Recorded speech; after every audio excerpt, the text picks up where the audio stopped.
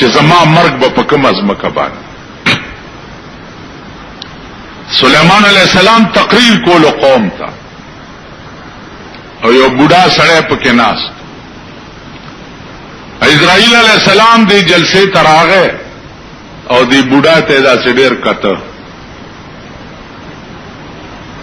دی بوډا ورته ویلی چې صاحب دا څوک دی؟ ودا د مرګ ملائکه ده.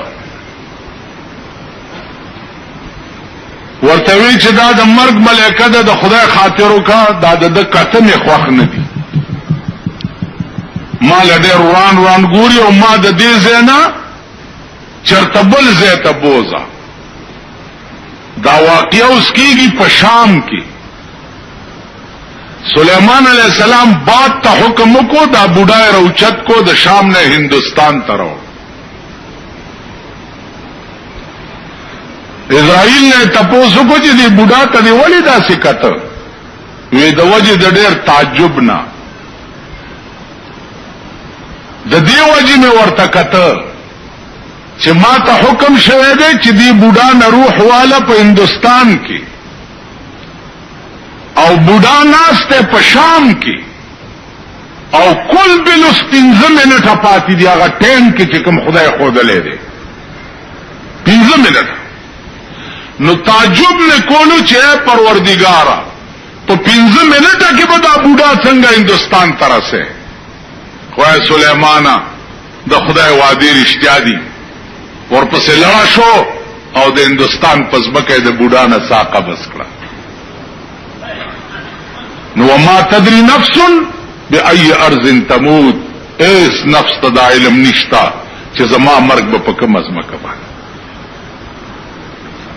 ملاقات شد اسرائیل علیہ السلام سره یو بزرگ لیکلی دي. یو سړی ورته چې په دې مې پويږي چې زه به څنګه امرما. ورته تا به مار خوري او دا غینه به تمري. مار به می خوري وي، دا خو آسانه خبره ده. یو برج جوړ کو ډېر اوچت او پاس په برج کې کېناستو چې مار بدیزه ته د کم ځای ناراضي.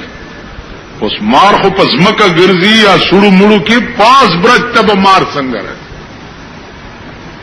د وخت چې پورا شو کټ کې پروت ته او ټپوس په پنجو کې مار رانی ولې ده چې راوړو پیراوای شو. کټ کې او خړو انا لله و انا الیه. قرآن راغی اینما تکونوا یدرککم الموت ولو کنتم فی بروج مشیدہ.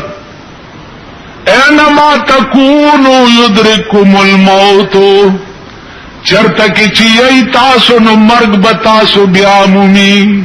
دا مرګ در پسې ګرځي داس. نو چرته چې دې به بیا مومي ته ورک بنشي. ولو کنتم فی بروج مشیدہ، بروج جمع د برج دا. اگر کئی پاغ برجونو محکم او لورو کې التبم د مرګ نه خلاص.